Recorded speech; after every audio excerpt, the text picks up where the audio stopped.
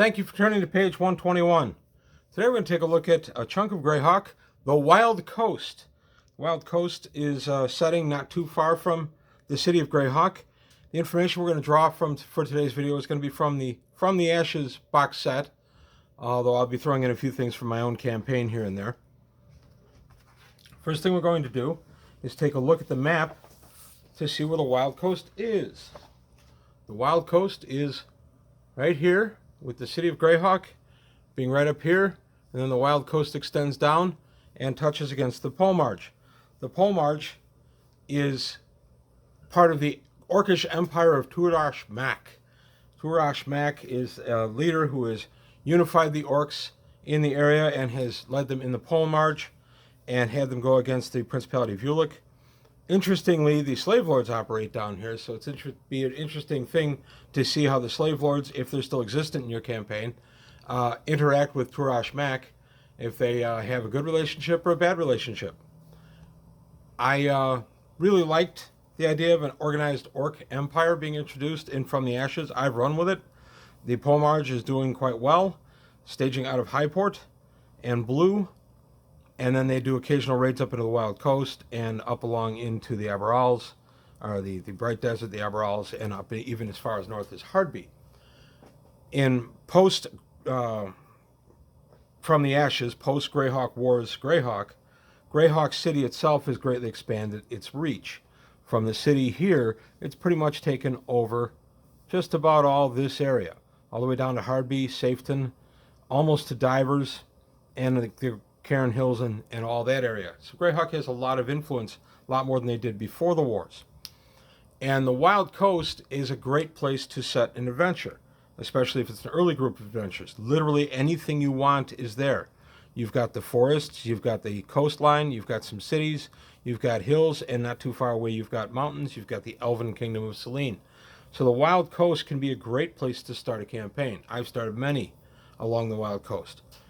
And then you can easily move the campaign up into Divers or into Furiandi, Hardby, down into the pole marge if that's what you want to do, or over into the Ulicks, Keelland, or up into Furiandi. Most of my campaign is based around Greyhawk and Furiandi, but I have done a ton in the Wild Coast. So a little bit about the Wild Coast. The Wild Coast has some free cities as of the Greyhawk Wars. So this is from the Atlas of the Flayness, from the Greyhawk From the Ashes set. And the Wild Coast free cities of the rulers are military councils from Greyhawk, Narwhal, 3,600 people, Safeton, 5,000 people. And apparently they dropped one here. The three southern cities of the Wild Coast fell to Tuarash Mac's, the three southern cities of the Wild Coast fell to Tuarash Mac's pole marge and humanoids during the wars. The fact that only the two northernmost towns did not can only be put down to the humanoids switching their attentions and forces west toward Ulick, rather than pressing home the attack here. The Free Seat of Greyhawk now has much greater say. More details can be found in the accompanying campaign book. And indeed, that's next where we're headed, which is the campaign book From the Ashes. And we go straight to the Wild Coast. We get an overview of the Wild Coast. Chapters divided in the following sections: the cities, the wild plains, the buffer zone, the Orc Empire, and tales and whispers. So for the overview, many parts of the Wild Coast described below. They vary from nests of black-hearted banditry to more civilized, sociable places. There are some general points pertaining to these lands which affect all in the area. First, there isn't an open war here at the present time. The Orc Empire is not showing any interest in moving northward. Greyhawk has not moved an army in. It has major garrisons in the two cities it controls, Greyhawk does, and can support them swiftly with marines and militia from Hardby via land and sea. However, virtually every able-bodied adult in the Wild Coast has to hand a weapon, leather armor equivalent, and has received some training. Second, there's a corrosive fear in the Wild Coast among all but the most aggressive and evil men. Everyone is afraid of the huge mass of orcs to the south.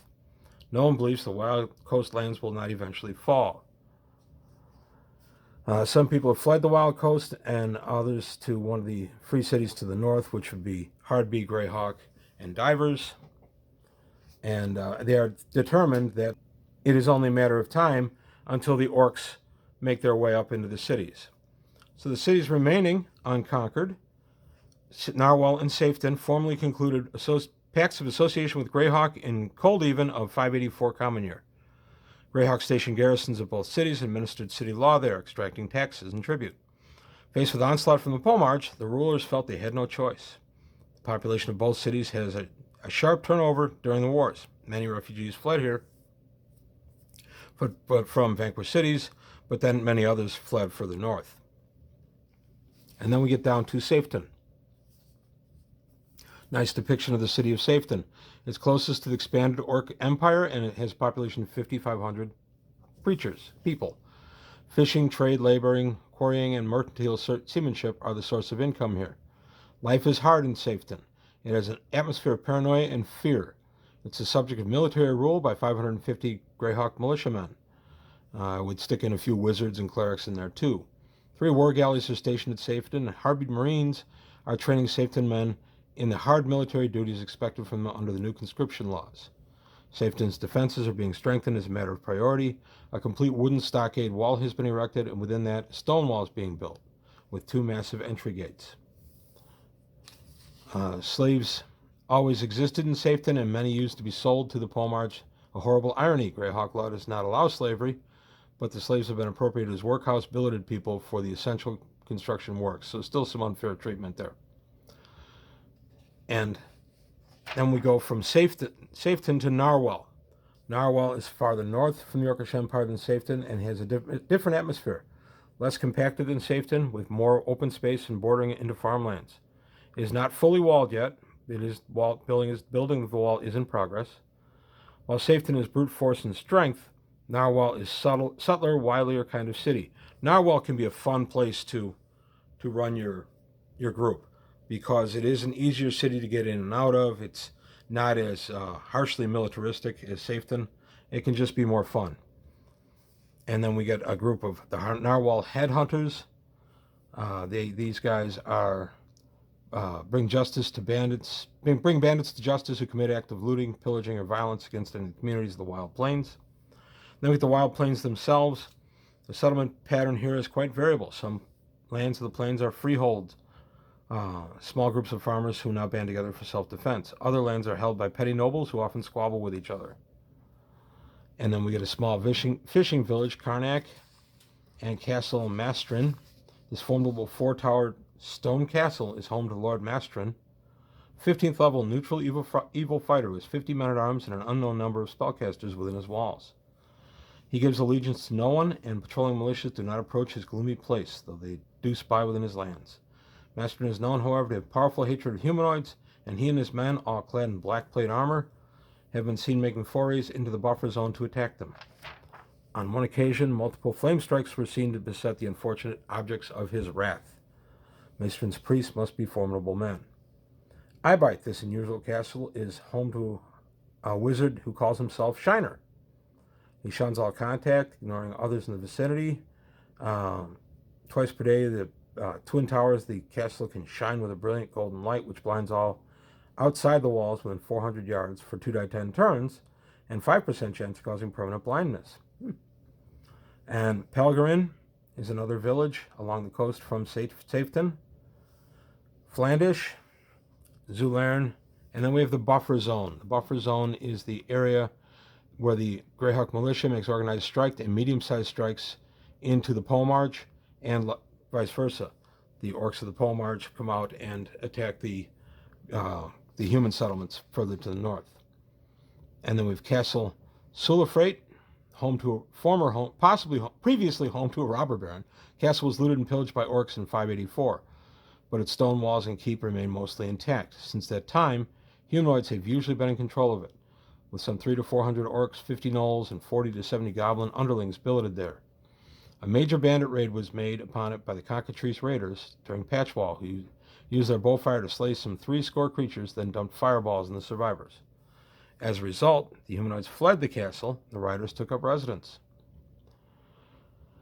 Reoccupied by humanoids, the castle has suffered a raid by 70 Safeton militia, aided by 40 Hardby Marines. The humans drove out the humanoids, slaying half of them, and also inflicted major structural damage. However, recent reports suggest the force of humanoids once again occupies the castle, and the game of occupation raid, retreat, occupation is set to begin anew. Larazane is a stone keep atop a dungeon complex. I love stone keeps atop dungeon complexes, whether they're occupied or unoccupied.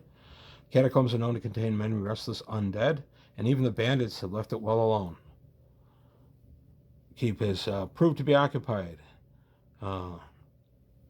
Burning within, gilded with orcs and burning oil raining down on their heads. Let's see. Who now lives within Lazarin is unknown. Perhaps the necromancer has become a lich.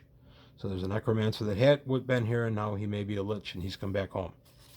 And Stalkara Estates, tract of land, some 30 square miles, has its border 12 miles east of Castle Sulafrate.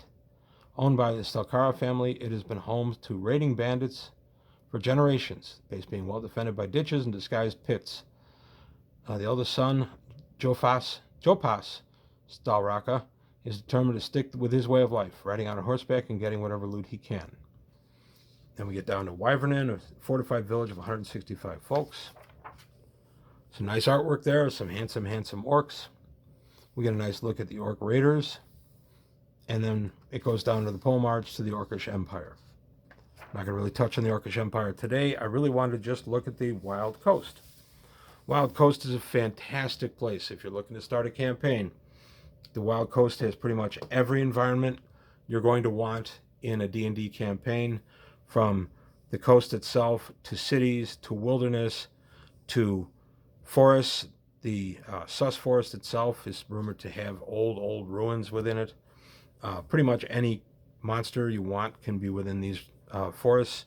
The Whelkwood and the Sus, a little less so in the Gnarly, which is patrolled quite a bit by Selene and divers, Verbabank.